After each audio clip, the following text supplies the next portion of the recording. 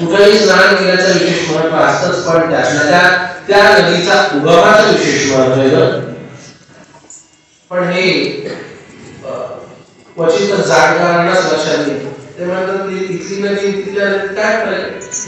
आज परमपूज्य ज्ञानोबा महाराज सांगत होते की आम्ही हिमालयात गेलो तर आम्ही त्याही नदीवरच्या दुर्गमामध्ये स्नान करायची आमची इच्छा होती. आम्ही प्रयत्न केला, शक्य नाही झालं तो भाग वेगळा. आता हिमालय आहेच दुर्गम, पण जे जाणकार असतात ते अवश्य प्रयत्न तरी करतात की आपण उगमाचं दर्शन घ्यावं आणि उगमामध्ये आपण स्नान करावं. म्हणून महाराज इतर कुठल्या क्षेत्री शक्य जरी नाही झालं तरी उगमाच्या ठिकाणी तरी स्नान करावं असं विशेष महत्त्व आहे. आज आपण सर्वांनी जे रोज स्नान करत नाही अशांनी सुद्धा स्नान केले. बघ नंदुशी सुद्धा दिसले आज थोडं बाहेर आल्यावर. पण महाराज ही थंडी काय 5-10 मिनिटात होती आहे, पण याच्यातून उत्पन्न होणारे जे पुण्य आहे ना ते जन्मोजन्मी आपल्याला काही देणार आहे. म्हणून हे लक्षात घ्यावं.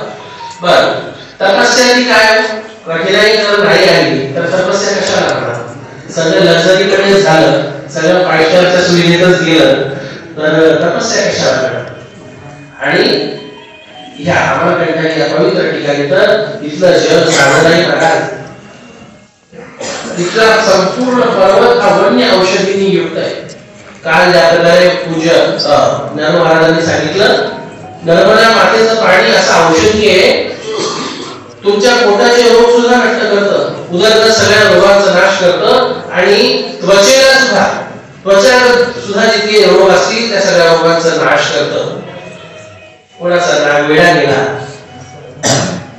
आपले काय संतोष महाराज, संदेश महाराज त्यांच्या जे काय असेल त्वचेचं जे काय मोठं खास वगैरे हे आपण प्रत्यक्ष पाहतोय. तेव्हा स्वामी महाराजांचा श्रेष्ठ संत मंत्रांनी चिकित्सा करू शकत होते, पण त्यांना कोण झाला तर ते नर्मदामाईच्या काठी आले. आणि किती शास्त्राला धरून आणि किती यथार्थाला धरून या नर्मदामाईचा महिमा आहे.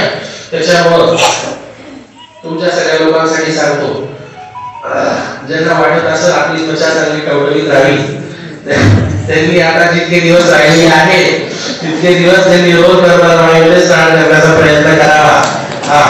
बाकी सगळे केमिकल लावल्याने, केरळ लावल्याने, पावडर लावल्याने तुमची त्वचा संकलित नाही याचा भरोसा नाही. पण जोपर्यंत आता 8 दिवस राहिले तर आठवडाभर राहिले तर रोज नर्मदामाईमध्ये स्नान करा, तुमच्या त्वचेला फरक आल्याशिवाय राहणार नाही.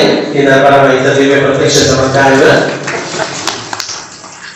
नर्मदामाई सगळ्या पूर्ण तिचं जग हे वन्य औषधींनी समृद्ध आहे. पण त्यातल्या त्यात हा जो पर्वत आहे ह्या आता तुम्ही जर लक्ष दिलं असेल बसमधून येताना आपण पुष्कळ वर चढून आली ना की बस हे साधं सरळ सपाट जमिनीवर असं नाही.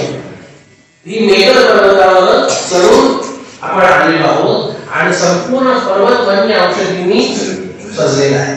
ज्या प्रकारे हिमालय वन्य औषधींनी सजलेला आहे त्याच प्रकारे नर्मदामाईचा सुद्धा ही उद्गम असणारा हा मेघर पर्वत हा सगळ्या वन्य औषधींनी सजलेला आहे. तिथल्या औषधी प्रसिद्ध आहेत. पण आपण काही त्यातले पारखी नसतो, आपण काही त्यातले तज्ञ नसतो. त्याच्यामुळे कोण शुद्ध देत आहे, कोण भेसळीचं देत आहे, कोण खरी औषधी देत आहे, कोण खोटी देत आहे हे आपल्याला काही जाण नसते का. पण सगळ्या औषधींना सामावून घेणारं एकच तत्व आहे ते म्हणजे नर्मदामाईचं जल.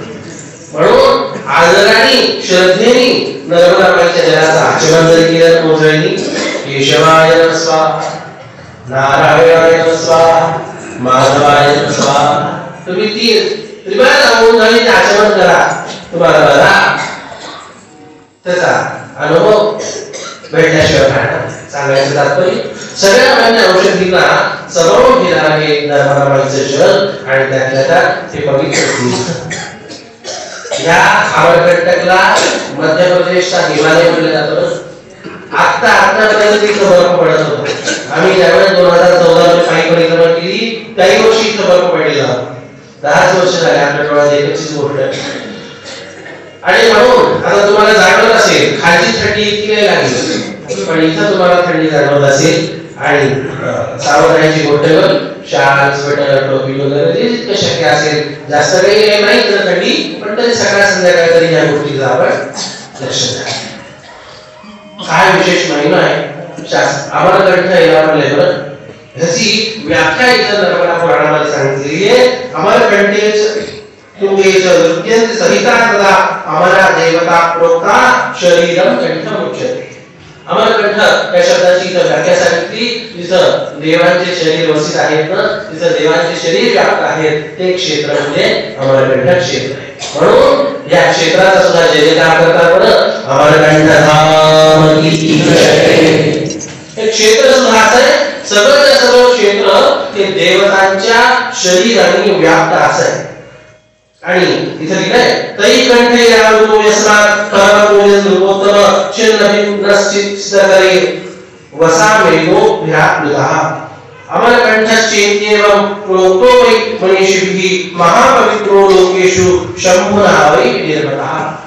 भगवान शंकरांनी क्वचितच काही स्थान निर्माण केले, त्याच्यामध्ये स्वतः त्यांनी निर्माण केलेले हे स्थान म्हणजे हे अमरकंठ क्षेत्र आहे. बरं इथं म्हणतात शंभुना वै निर्मितः. हे क्षेत्र हे सहज असं जी हे अन्य कोणी विश्वकर्मा आणि इत्यादी ब्रह्मदेवांनी निर्मित केलेलं नाही, साक्षात भगवान शंकरांनी हे निर्मित केलेलं आहे. आम्हाला देवता प्रोक्ता शरीरम कंठमुच्यते अशा प्रकारचे दिव्य असणारा अमरकंठ ज्यावेळेस सगळ्या जगाचं उत्पत्ती स्थिती लय याची लीला देव करत असतात, त्यावेळेस सगळेच्या सगळे देवता या अमरकंठ क्षेत्री येतात आणि इथं देवांची भगवान शंकरांची भगवान हरिहरांची दिव्य स्तुती करतात. काय स्तुती करतात ते स्तोत्र इथं सुंदर दिलेलं आहे. सगळेच्या सगळे देवता ज्या स्तोत्रांनी या अमरकंठ क्षेत्रामध्ये येऊन स्तुती करतात ना, आपण ते स्तोत्र ऐकूया. सखेश देवः परमेश्वरश्च संहर्तु कामो जगरक्षयात्मा मूर्तोऽप्यमूर्तिश्च विशालदृष्टा दृश्यश्च नित्यं हि निरञ्जनाख्या. निरञ्जनाख्याचे असणारे आपण अलक्षात निरंजन असणारे हे भगवंत आपल्याला आमचा नमस्कार आहे. जे जगाची उत्पत्ती स्थिती लय करतात, जे साकार आहे, जे निराकार आहे, सगुण निर्गुण गोविंद हे आपल्या संतांनी सांगितलं, तो भाव इथं देवता आपल्या स्तुतीमध्ये निर्दिष्ट करतात. ओंकार ओंकार प्रस्तुतात प्रेमयाने त्रिगुणात्मने नमः ब्रह्म शंकर पुष्पवंदनाची प्रदान भगवान प्रवचित प्रवेशता. त्या जगामध्ये तू प्रवेश आहे ते भगवंता. आणि म्हणून ह्या जगाची उत्पत्ती स्थिती लय या जगाचं संवरण, या जगाचं पालन हे चालू रूपाने करण्यासाठी आम्हाला बळ दे. अशा प्रकारचं सुंदर स्तुती स्तोत्र इथं देवता घेऊन अमरकंठ क्षेत्री देवाची स्तुती करतात आणि त्याचं फळ सांगतात. त्या स्तोत्राचा या क्षेत्रामध्ये पाठ केल्यानंतर इदं महान पुण्यतमं विष्णु स्तोत्रं विषमे हे पदेंद्रवंदे पापैर्नैः परिवेष्टि तापैः प्रयान्ति रुद्रं विमला मनुष्याः. भजन नरेशा न भवेत् कदापि पठन्ति ये स्तोत्रमिदं मनुष्याः संग्रामचोदानि वने तथा च तेषां शिवस्त्राति न संशयो. अशा प्रकारे इथं गायलेली स्तुती ही नित्यमंडळी असता कशाही प्रकारचं भय राहत नाही, नेहमी भगवंताचं सान्निध्य राहतं. ततो देवी महादेव विवेशहरलोचना निर्वाण परमात्मना शांते वै सशिर शिवः. इथं वर्णन करतात ज्यावेळेस भगवंताची उत्पत्ती स्थिती लयाची लीला असते. लय झाल्यानंतर जगाचा लय झाल्यानंतर त्या लयाचे साक्षी श्री मार्कंडेयजी महाराज हे ज्यावेळेस प्रलयाचं सगळं दर्शन करत असतात, त्यावेळेस नर्मदाबाई त्यांच्या जवळ येते. बरं भयाने ग्रस्त असलेले मार्कंडेय महाराज, अरे आपल्याला पूर आला तरी भय वाटतं, इथं तर साक्षात सगळ्या जगाचा प्रलय झालेला. आणि अशा वेळेस दृश्य हे ज्या वेळेस मार्कंडेयविषयी बघत असतात त्यावेळेस त्यांना भय वाटतं. त्यावेळेस नर्मदा मैया येते आणि म्हणते, हे बाळा तू ह्या प्रलयामध्ये सुद्धा नष्ट होत नाहीस, याचं कारण तू पूर्वी केलेली भगवत, तू नित्य योगस्थ राहून केलेल्या मंत्रांचा जप कर, विचारांचा अनुष्ठान याचं हे फळ आहे की तू अजरामर आहेस. प्रलयाचा साक्षी आहेस पण तू या प्रलयामध्ये लिप्त होत नाहीस. अशा प्रकारे जगल्लये महाभये मुकुंद सून जन्मले तदीय पादं गजन नमामि देवीनपदे.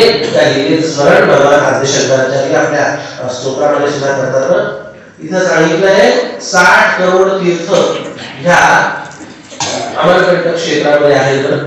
पण असं जरी असलं तरी इथे लिहिलंय की ते तीर्थ कोणाला दिसतात, जे विशेष जे सिद्ध कोटीतले आहेत ना त्यांनाच अदृश्य असणारे तीर्थांचं दर्शन होतं. काही तीर्थ हे सामान्यांना स्थूल दृष्टी असणाऱ्यांना दृश्यमान होतात. तुम्हाला सगळ्यांसारख्या सामान्य लोकांना त्यांचं दर्शन होऊ शकतं. पण काही सूक्ष्म तीर्थ, काही गुप्त तीर्थ असे असतात त्यांचं दर्शन हे फक्त सिद्धांना होतं. अशी महात्मे होते. ह्या अमरकंटकचीच गोष्ट आहे. पुढे आपण जे भ्रमण करणार आहोत बहुतेक आज किंवा उद्या इथं श्रीयंत्र मंदिर लागतंय. तुम्ही तर पाहिलं असेल श्रीयंत्र मंदिर. तिथले एक स्वामीजी होते. त्यांचं नाव होतं स्वामी शुकानंद महाराज आणि अटल आखाड्याचे ते महामंडलेश्वर होते. त्यांना ही सिद्धी होती की सूक्ष्म तीर्थांचं त्यांना दर्शन व्हायचं. इतकंच काय, आकाश मार्गातून जाणारे जे सिद्ध ऋषीमुनी इत्यादी असायचे त्या सिद्धांना सुद्धा दर्शन त्यांना व्हायचं त्यांच्या विमानाचं. आणि ते म्हणायचे बघा बघा हे अमुक अमुक ऋषी चाललेले आहे, अमुक अमुक मुनी चाललेले आहे. आणि त्याचा आता त्यांना दिसायचे, आता दुसऱ्यांना थोडी न दिसणार. जे योग्य आहेत त्यांनाच त्यांचं दर्शन होणार. जे तपस्वी आहेत, जे सिद्ध आहेत, जे त्या कोटीचे आहेत, जावे त्याच्या वंशात देवाकडे, अशा प्रकारची जी स्थिती आहे त्यालाच त्या सिद्ध कोटीतल्या महात्म्यांचं, सिद्ध कोटीतल्या तीर्थांचं दर्शन होऊ शकतं. दुसऱ्यांना दर्शन तर व्हायचं नाही, पण त्यांनी सांगितल्यावर काही ना काही प्रमाणामध्ये प्रसिद्धी व्हायची. कुठं प्रकाशात दिसायचा, कुठं कोणीतरी साधू येऊन गेलेल्याच्या काही कुणं दिसायच्या, कुठं पावलं दिसायची. ते जिथं जिथं ते म्हणायचे तिथं सुद्धा काही ना काही प्रत्यय यायचा. बरं आज त्या स्वामीजींचं स्मरण करताना खूप त्यांची आठवण होते. बरं वैयक्तिक ऋणानुबंध त्यांचा खूप होता. किती ऋणानुबंध होता. त्या श्रीयंत्र मंदिरात काही दिवस माझं वास्तव्य झालं आणि इतकं प्रेम साधू संतांचं कसं प्रेम असतं इथपर्यंत ते म्हणाले, बेटा यदि तुम घर पे ना जाओ, यदि तुम लौट के महाराष्ट्र न जाओ तो इस मंदिर के अगले महंत बन जाओ. इतकं प्रेम त्या महात्म्याचं. आणि खूप आग्रह केला, पण म्हणलं महाराज मुझे कोई भाई बहन नहीं, मैं माता पिताजी को अकेला हूं और मुश्किल से 3 साल की उपासना की आज्ञा लेके उनसे आया हूं, इसलिए मुझे तुम्हारा संभव नहीं हो पाएगा. आप जो भी कुछ आज्ञा करें हम आते जाते जो है बीच बीच में आके आपके आश्रम की सेवा करते रहेंगे. आप जो भी कहे हम कथा प्रवचन में जो भी प्राप्त हो वो भी सब आपके आश्रम को सौंप देंगे. और महाराज महंत की जिम्मेदारी नहीं हो पाएगी. ते म्हणाले ठीक आहे बेटा, जशी तुम्हाला इच्छा. आणि त्याच्यानंतर हा कोरोनाचा काळ आला. त्या कोरोनाच्या काळामध्ये ते शांत झाले. आज त्यांचं स्मरण जरी केलं, आपण आता बघायला जाणार ते ज्यावेळेस आपण फिरायला जाऊ त्याच्यानंतर मी आता स्वामीजींचं शरीर शांत झाल्यानंतर 2-3 तारीख येऊन गेलो. आता ते क्षेत्र पाहिलं, ते मंदिर पाहिलं की त्यांची आठवण येते. बर सूर्यवंश महात्मे गेल्यानंतर खरोखर कशी दयनीय स्थिती होते. ज्यावेळेस ते गेले त्यावेळेस ते मंदिर आजपर्यंत बंद आहे. मध्ये आम्ही 2-3 येऊन गेलो तर बंद आहे. आता हे साधू संतांचं असं असतं की बाबा ते जे आखाड्याचे असतील त्या आखाड्याला ते मंदिर स्थानिकांनी प्राप्त होतं. ते आता आखाड्याला प्राप्त झालं, पण इतकं सुंदर असणार ते मंदिर, पण आज ते बंद स्थितीमध्ये आहे. कोणी योग्य सुयोग्य उत्तराधिकारी भेटला नाही.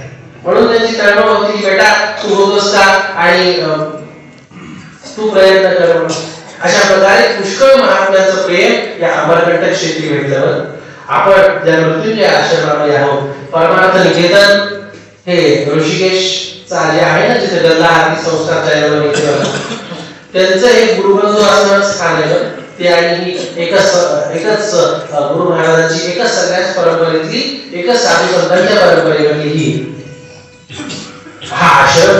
सध्याच्या स्वामीजींचं नाव काय, सध्याच्या जागेवर आहे इथल्या हा बर पण इथं त्याच साधुसंतांच्या परंपरेमध्ये असणारा हा मृत्युंजय आश्रम आणि ज्याचं वर्णन आपण केलं काल की जिथं अखंड नित्य संपूर्ण सप्तशतीचा अहोरात्र पाठ चालतो 24 तास तो आश्रम इथून शेजारीच आहे कल्याण आश्रम ह्या आश्रमाचं नाव एकच भिंत आहे शेजारचा तो आश्रम आहे आणि तिथं सिद्ध असणारे संन्यासी श्री कल्याणदासजी महाराज आता सध्या काय वर्तमान स्थिती आहे स्वामी आहेत की नाही याची आम्हाला कल्पना नाही पण आपले इतकंच कर्तव्य आहे की त्या ठिकाणी जिथं मंदिराचं स्थान आहे तिथं आपण डोकं टेकून नमस्कार करावं बस इतकंच पर्याय तिथल्या स्थानाची ऊर्जा आपल्याला प्राप्त झाल्याशिवाय ते कल्याणदासजी महाराज ज्यावेळेस पहिल्यांदा अमरकंटकमध्ये आले होते त्यावेळेस तिथे झाड अजूनही ते झाड त्या झाडाखाली फक्त बसले होते काहीच नाही सपाट भूमी होती प्रसिद्ध महात्म्यांचा त्यांच्या माध्यमातून देव कार्य कसं करत आपोआप आश्रम बनत गेला आणि हा सगळा परिसर आश्रमाने भरून गेला त्यांचा आश्रम झाला असं नाही सगळा परिसर आश्रमाने भरून गेला तुम्ही पाहाल आणि त्याच्यानंतर कल्याण कॉलेज झालं त्याच्या नावाने शाळा झाली त्याच्या नावाने हॉस्पिटल झालं इतकं मोठं कार्य देवांनी भगवती नर्मदाबाईंनी त्या कल्याणदासजी महाराज यांच्या माध्यमातून करून दिलं वृंदावनचे जे गुरु शरणानंदजी महाराज आहेत त्यांचे गुरुबंधू म्हणजे श्री कल्याणदासजी महाराज अशा प्रकारे अनेक उत्तम आदर्श साधक सिद्ध महात्मे आहेत अमरकंटकचं काय प्रसिद्ध आहे अख्ख्या नर्मदेच्याच काठावरचे सिद्ध प्रसिद्ध आहे पण त्यातल्या अमरकंटकचे सिद्ध हे विशेष प्रसिद्ध आहे हा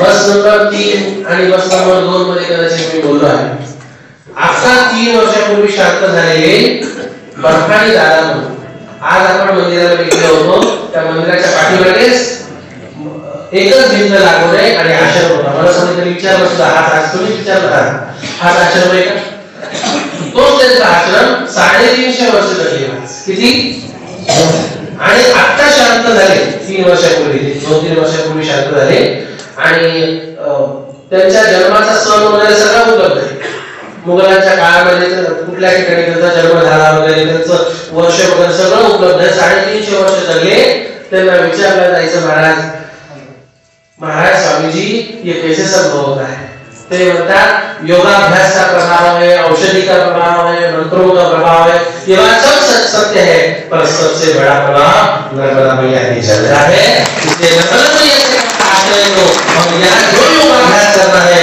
यहाँ पे जो आपको औषधि सेवन करना है यहाँ पे जो मंत्रों का आपको उसकी उपासना साधना करनी है करो पर मैया जी के तक का ये प्रभाव है कि आप सहज रूप से इतना जी सकते 350 वर्ष जगलेले ते बर्फानी दादा मंदिराच्या पाठीमागे संत आश्रम आहे आजही त्यांच्या आश्रमामध्ये युवा त्यांचे उत्तराधिकारी महात्मे आहेत ते त्यांच्या आश्रमाचं स्थान पाहतात ज्यावेळेस आम्ही पायी परिक्रमा करत आलो होतो त्यावेळेस इथल्या साधूंनी आम्हाला सांगितलेल्या प्रसंगावर नर्मदाबाई मधले जलचर स्थलचर हे तुला सामान्य नाही बघ इथले सिद्ध कसे प्रसिद्ध आहेत नर्मदा ह्या खास करून अमरकंटक क्षेत्रातील इथं आपण पूर्वी जसं पुराणामध्ये वाचतो की ऋषीमुनी हे वेगवेगळे वेश धारण करून असायचे गिरनारला जर तुम्ही पाहिलं तर सिंहाच्या रूपामध्ये काही तपस्वी ऋषीमुनी हे सिंहाचा वेश धारण करून तिथे फिरतात गिरनारला एकता प्रभूच्या गिरनार तसं इथं नर्मदाबाईच्या पात्रामध्ये असणारे मासे सुद्धा नर्मदाबाईच्या पात्रामध्ये असणारे जे जलचर जीव आहेत ते सुद्धा हे कोणी सामान्य नसतात हे सिद्ध महात्मे असतात आणि पाण्यातून प्रवास जसं आपण बोटीने प्रवास करतो तसं ते जलचराचं वेश धारण करून नर्मदाबाईच्या पात्रामधून भ्रमण करतात अशा सिद्ध हे या नर्मदाबाईच्या काठावर उभून गेले अशा प्रकारचे सिद्ध आजही त्या अमरकंटक क्षेत्री विशेष करून आहे काय इथल्या संत महात्म्यांचं वर्णन एक स्थान इतके दिव्य सोडवण्याचं असेल स्थान त्याचंही आपण दर्शन करणार आहोत त्यानंतर दूधधारा असते विविध धारा इथून विविध कुंडांची उत्पत्ती सांगितलेली इथं विविध क्षेत्रांची उत्पत्ती सांगितलेली विविध तीर्थांचं इथं स्थान सांगितलंय इथं अमरेश्वर म्हणून जवळ आहे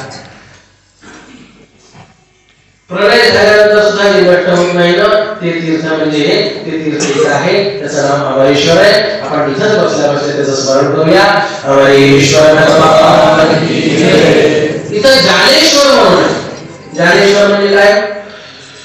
त्रिपुरासुराचा प्रसंग आपल्या भागवतामध्ये येतो. आता सप्ताहाच्या क्षेत्रामध्ये कालावधीमध्ये सांगणं तितकं शक्य होत नाही. शिवपुराणामध्ये येतो. त्रिपुरासुराचा ज्यावेळेस वध केला त्याचं वेगवेगळ्या कल्पामध्ये वेगवेगळं नाव होतं. बरं, त्याचं नाव ह्या कल्पामध्ये बाणासुर असतं. जसं भस्मासुराचं वेगवेगळ्या कल्पामध्ये भागवतामध्ये तसं वृकासुर इथं नाव आलेले, अजून दुसऱ्या पुराणामध्ये वेगवेगळे नाव आलेले. इथं सुद्धा लोकेश्वर महादेवाच्या प्रसंगामध्ये नर्मदा पुराणात सुद्धा त्याचं वेगळं नाव आलेले. पण तो एकच. त्याच प्रकारे 3 पुराण असणारा तो त्रिपुरासुर जो होता त्याचं ज्यावेळेस सगळा उत्पात वाढला, 3 पुराणांमध्ये तो अभेद्य होता. देवाधिकाऱ्यांना सुद्धा जिंकणं त्याला अशक्य होतं. आणि विशेष म्हणजे तो भगवान शंकरांचीच उपासना करून भगवान शंकरांचीच भक्ती करून सिद्ध झालेला होता. पण आता देवांचं राज्य हिरावून घेतो तो असुर, आणि जसा तो असुर देवांचं राज्य हिरावून घेतो, सगळे देव भगवान श्री महाविष्णूकडे जातात. भगवान श्री महाविष्णू भगवान शंकरांकडे पाठवतात. आणि ज्यावेळेस भगवान शंकरांकडे हा निरोप घेतो, भगवान शंकर सज्ज होतात आणि ते म्हणतात त्या त्रिपुरासुराला मारायला दिव्य रथावर आरूढ झालो. आणि असा देवमय रथ तयार होतो. तो रथ आताही साध्या लाकडाचा, लोखंडाचा, धातूचा अशा प्रकारचा रथ नव्हता, तर साक्षात देवमय असा तो रथ होता. बरं, कोणी त्या रथाचा चाक झाला, कोणी त्या रथाचा घोडा झाला, कोणी त्या रथाची ध्वजा झाला. आणि अशा प्रकारे सगळा देवमय रथ घेऊन भगवान शंकर पोहोचले. आणि त्याच्यानंतर निश्चित मुहूर्तावर भगवान शंकरांनी बाणाचा संधान केला. आणि जसा बाणाचा संधान केला आणि जसा बाण सोडला, धगधग धगधग करत तो अग्नी रूप निघालेला बाण त्या त्रिपुरा तिन्ही पुरांना भिडतो. आणि एकाच बाणामध्ये ते तिन्ही गुण जळून धगधग जळून खाक व्हायला लागतात, सगळे जळायला. सगळे पशु पक्षी मनुष्य मंत्री राजे हे सगळे आता ते सगळ्या सर्व साम्राज्य जवळ नष्ट व्हायला लागतं. पण बघा बरं, हा मुळात हा जो त्रिपुरासुर आहे हा भगवान शंकरांची उपासना करून सिद्ध झालेला होता. भगवान शंकरांबद्दल त्याला प्रेम होतं. आता बरीच देवांचा अपराध केल्यामुळे भगवान शंकरांनी त्याच्यावर प्रहार नाही केला ना, तर त्याच्या मनाची भक्ती गेली नाही. आणि मनाची भक्ती गेली नाही, बाकी सगळं सोडून गेलं तरी चालेल. पण ज्या भगवान शंकरांची उपासना करून, ज्या भगवान शंकरांची पूजा ज्यांच्या समक्ष मी जप करून मी सिद्ध झालो, ते भगवान शंकरांचं स्वरूप जळता कामा नये. म्हणून सगळं जळत असताना सगळं घर दार पैसा आणखा लेकर बायका सगळं सोडून ज्या शंकरांची तो पूजा करत होता ना, लवकर त्या शिवलिंगा जवळ गेला आणि ते शिवलिंग आपल्या माथ्यावर धरलं आणि माथ्यावर धरून पळून आला. बाकी मी जर जळलो तरी चालेल, पण हे ह्या शिवलिंगाला अग्नीची दाहकता पोचता कामा नये, झळ पोचता कामा नये. सगळं काही जळत होतं. आणि भगवान शंकरांनी ज्यावेळेस ते पाहिलं ना, आता भगवान शंकर मुळातच करुणावतार आहे. बर, तुम्ही म्हणाल असे जर करुणावतार आहे तर या असुरांना का मारतात, का त्यांना मारतात, का ह्यांना दूर करतात, नेहमी देवांचा पक्षपात करतात. भगवान श्री महाविष्णू असो किंवा भगवान शंकर असो, नेहमी असुरांकडून राज्य निघावून घेतात तर मला देवाला मिळतात असं का करतात? अहो, एक सृष्टीचं एक वैश्विक संविधान आहे. देवाने सृष्टीच्या क्रमामध्ये बनवलेले सुंदर नियम आहेत. एक व्यवस्थितपणा आहे. ज्याला एखादं फळ पाहिजे असेल त्याच्यासाठी काही कर्माच्या अटी ठेवलेल्या आहेत. जसं 100 अश्वमेध यज्ञ केले की त्याला इंद्रपद मिळतं. 100 जन्मी ब्रह्मकर्म अव्याहतपणे होतं त्याला ब्रह्मदेवाचं पद मिळतं. अशाच प्रकारे ब्रह्मा असेल, इंद्र असेल, अग्नी, वरुण, यम, कुबेर, निरुती हे सगळे काय, हे सगळे पद आहेत. आणि विशेष पुण्य केल्यानंतर ते जे अधिकारी महात्मे त्याच्या पदाला सुशोभित करतात, त्याच्या पदाला प्राप्त करतात. आता ज्याला हे पद प्राप्त करायचे त्यांनी ते पुण्य करावं. पण दैत्य लोक असं न करतात, तपस्या करतात आणि बळच त्या पदाला हिरावून घेतात. जसं आपल्याकडे नियम आहे ना, तुम्हाला समजेल अशा भाषेमध्ये एकदा बहुमताचं सरकार निवडून आलं की नियम काय 5 वर्षाचे चालावं आणि कुणाला जर सरकार दुसऱ्याला पाहिजे असेल तरी नंतर पूर्वीच्या कार्यकाळामध्ये प्रयत्न करून नंतर ह्याचे 5 वर्ष पूर्ण झाल्यानंतर पुढच्या कार्यकाळामध्ये त्यांनी प्रयत्न केला पाहिजे आणि मध्येच कोणीतरी आमच्याकडे जास्त मेजॉरिटी असं बसू लागलं तर काय होईल असं वैधानिक होईल. देवाने जे बनवलेलं संविधान आहे ना ते अशाच प्रकारचं आहे बरं. आणि म्हणून दैत्याचा गुरु सांगतो आणि देवाने त्यांना देव हा वारंवार राज्य देतो बरं. पण देवांच्या राज्यावर हस्तक्षेप केल्यामुळे देवाने भगवान शंकराने त्यांच्या त्या त्रिपुरासुरावर आक्रमण केले आणि त्रिपुरासुर पळू लागला. जसं पळू लागला माझ्यावर भगवान शंकरांचं लिंग आहे आणि तो हीच प्रार्थना करतोय देवा बाकी काही झालं बाकी काही जळून गेलं तरी चालेल पण ज्या शिवलिंगाची मी पूजा केली ज्या भगवंताच्या अर्चावताराची मी पूजा केली ते मात्र जळून जाता कामा नाही बरं. म्हणून एवढंच माझा जीव गेला तरी चालेल पण हे शिवलिंग जळून जाता का. हा ज्यावेळेस मनीचा भाव पाहिला भगवान शंकरांना सुद्धा लावलं नाही. भगवान शंकर त्याला वाचवतात आणि सगळं काही त्रिपुर तर जळून जातं त्याचे 3 फुलं तर जळून जातात पण होत असं तो मात्र जिवंत राहतो. भगवान शंकर म्हणतात काय पाहिजे. तो त्रिपुरासुर म्हणतो बाबा भौतिक संपत्ती प्राप्त करून पाहिली पण ती कधी ना कधीतरी नष्ट होणारच आहे म्हणून आता मला बाकी काही नको मला फक्त तुझी दिव्य भक्ती पाहिजे. शिवशंकर पापहराय नमो भवभीति जनार्ति हराय नमः कुसुमाय नमोहराय नमो गिरिजाधरणाय नमो नमः. अशा प्रकारे दिव्य सुंदर स्तुती करतो. बहुलात्र विमुक्तेन त्वमायुर्नमोऽथा त्वया व्याप्त जगत् सर्वं विश्वं मयि वायुना यथा. ज्या प्रकारे जगामध्ये आकाश व्याप्त आहे त्या प्रकारे तू व्याप्त आहेस आणि अशा प्रकारे देवाची स्तुती केली असता देव त्याला आशीर्वाद देतात की तू स्तुती जी केलेली आहेस या स्तुतीच्या प्रभावात मी तुला क्षमा करतो. तू याच्यामुळे माझ्या गण होऊन राहशील तूही माझ्याप्रमाणे माझ्या सेवकांच्या कडून राहशील. आणि ते त्रिपुर जे त्यावेळेस असं होतं की भगवान शंकरांच्या बाणाने 3 फूट जवळ जळत होते आणि ते पडले कुठं तर ते पृथ्वीवर पडले आणि जसं पृथ्वीवर पडले सगळ्या पृथ्वीचा दाह व्हायला लागला. एखादं स्कायलॅब पडायची वेळ आल्यावर कसं होतं किती घाबरतात लोक. हे जर त्या स्कायलॅब पेक्षा कितीतरी व्यापक अशा प्रकारचे मोठे त्रिपुर होते.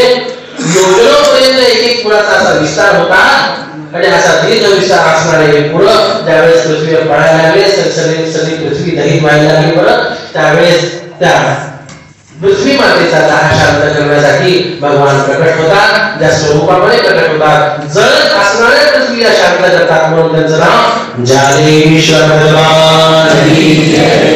म्हणून जवळ जालेश्वर म्हणून भगवंताचं स्वरूप आहे.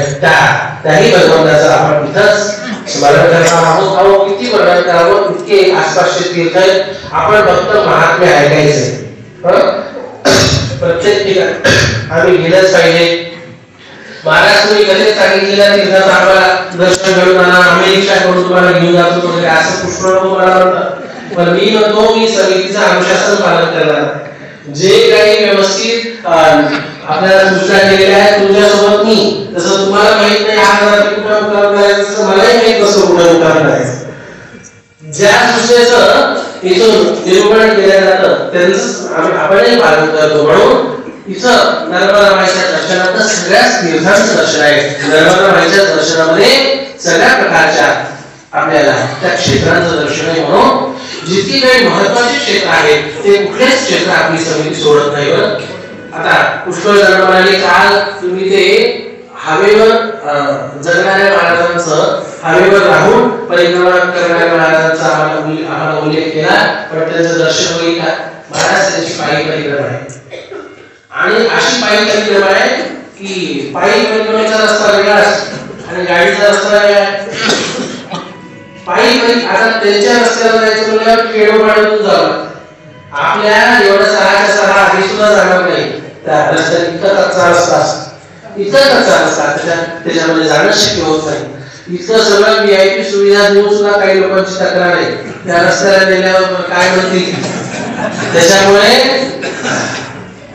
इथंच त्या संतांचं स्मरण करायचं आणि इथं वर्तमानात असणारे जे संतांचे स्थान आहेत ना, त्या स्थानांचं दर्शन करायचं. लक्षात घ्या, एखादे संत दिवंगत जरी झाले असते, आता बरखाडे जरा 350 वर्षाचे महापुरुष दिवंगत झाले, पण लक्षात घ्या संत जरी दिवंगत झाले ना, त्या स्थानाची ऊर्जा ही कुठे जात नसते. बरं, ज्या प्रकारे भगवंत नित्य आहे त्या प्रकारे भगवंताचे प्राणप्रिय असणारे भक्त सुद्धा नित्य असतात. बरं, ते सुद्धा कृपा करत असतात. शास्त्रामध्ये असं वर्णन आहे, जोपर्यंत एक कल्प होत नाही तोपर्यंत भगवंताचे मुक्त झालेले भक्त सुद्धा संसारात असणारे नाही, मुक्त झालेले भक्त सुद्धा जगाच्या कल्याणासाठी कृपापूर्वक सूक्ष्म रूपाने राहत असतात.